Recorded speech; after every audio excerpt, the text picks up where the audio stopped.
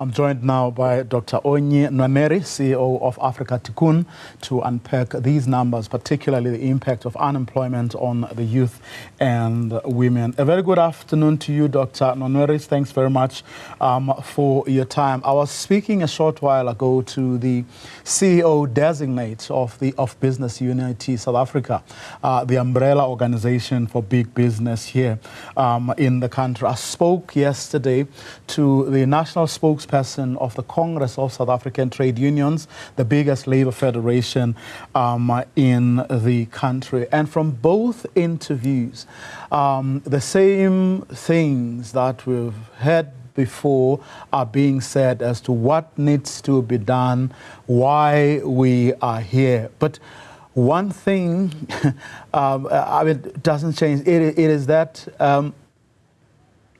people say these things over and over again. They seem to know where the problems are and what needs to be done for these things to be resolved. But nothing ever happens. Instead, the situation is just getting worse and worse. Well, absolutely. We do know what the problems are. We do know that unemployment is unacceptably high. We also know that youth unemployment, is putting the country in an environment where the country is a ticking time bomb. And in truth, we also know what the solutions are. I think it's about time that we start intentionally executing those solutions. We are not short of policies in terms of what needs to be done in order to shift the needle of unemployment, in particular youth unemployment, in particular gendered unemployment. I think it's time we start acting collectively as a society by bringing civil society, private sector, as well as the public sector together to solve this problem intentionally. Well, we do have a forum in the form of NEDLEC, where government, business, organized labor, and civil society meet to thresh out these sorts of issues. But that forum doesn't seem to be working. I remember at some point the president gave some deadlines or compacts that were going to be discussed, agreed to, and signed off by all these parties, which he said was what was needed to take the country forward, because those compacts were going to include sacrifices that each of these sectors constituencies would need to make in order for the country to move forward. But nothing has happened. Well, I don't want to agree that nothing is happening. I want to say that a lot is happening. Government, as part of the presidential intervention stimulus, there has been a lot of focus in trying to create public employment through projects like the Social Employment Fund, projects like the National Youth Service, projects like the Youth Employment Service. And so to be completely honest, I do believe that there has been public-led employment programs that has been equally successful, and as well as private-led employment program like the Youth Employment Service that has been successful. The challenge here is that as we are trying to solve and scratch the surface of unemployment, in particular youth unemployment, you have a whole new, so it's almost like, every year you have a group of young people graduating from various tertiary education. We have a group of young people graduating from matric on a yearly basis. So as we solve for unemployment intentionally as a collective, the needle seems not to be shifting but increasing because of that compounding effect of graduations on a yearly basis. Secondly, the economy hasn't been growing as well as we want to see that economy grow. So we also see the unintended consequence of a very limited growing economy. And I think we need to turn around and say what we have done in the past hasn't gotten us to where we want to be. And I think there needs to be a different conversation within those forums and similar forums where we have this conversation and say, Perhaps we need to redirect funds. We currently spend a lot of money in education, and to turn around and say, what is the key priorities that we want to spend money on, and then focus that in terms of that. So one of the things, for example, if every employer in South Africa employs one person, we're going to see unemployment come down. We can turn around and say, let's pull some of those funds that we have used for CSI and for feel-good basis, and turn around and say, we actually, as a collective, we want to use those funds to intentionally reduce unemployment as opposed to using it to do a whole lot, which are wonderful initiatives, but is not necessarily solving for where we want it to solve the most. So our thinking as Africa Tikkun is we have made some progress. Let's acknowledge that progress as a collective, but I think we've got to do something different.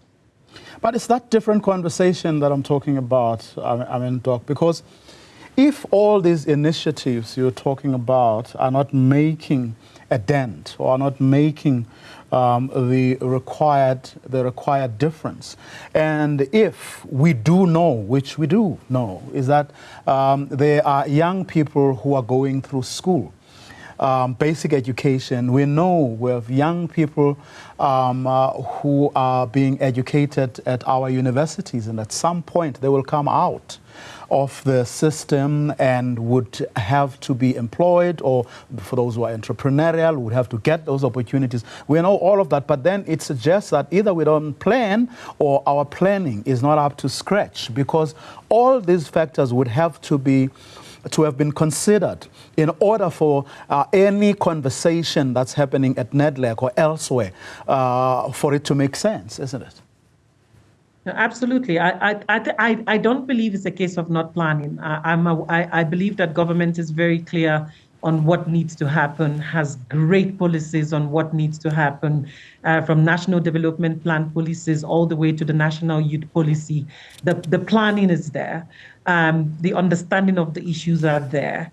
What we need to do differently is in terms of how we collectively come together as civil society, private sector, public sector, and turn around and say, we actually want to solve maybe 3 priority problems and not all problems we have. What are the problems that government is going to take control of, and what are the problems that perhaps private sector could do differently? How do we change the parameters around how we hire? For example, from a private sector perspective, can we look at how we organizations that are currently outsourcing jobs to countries like Eastern Europe and India that we can bring back into South Africa, and what does that mean for private sector to retain those jobs in South Africa, and what is the incentive mechanisms that can be given to private sector in that instance?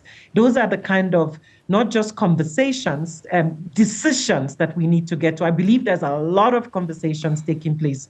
We need to get to a point of decision making and then execution on those decisions as a whole. And we've always known every June 16, these numbers get regurgitated. We know the situation is even more dire among young people. We call it a ticking time bomb all the time. We heard from the Statistician General, Risenga Maluleke, yesterday that situation is dire among women. We're talking 39.9% black women in particular. And if you take into account the number of discouraged women job seekers, that number shoots up to about 50%. We know this. No, 100%. Yeah, we know that. And if you look at it, there's a whole lot, because this is Women's Month. We've got to look at when it comes to the gender female.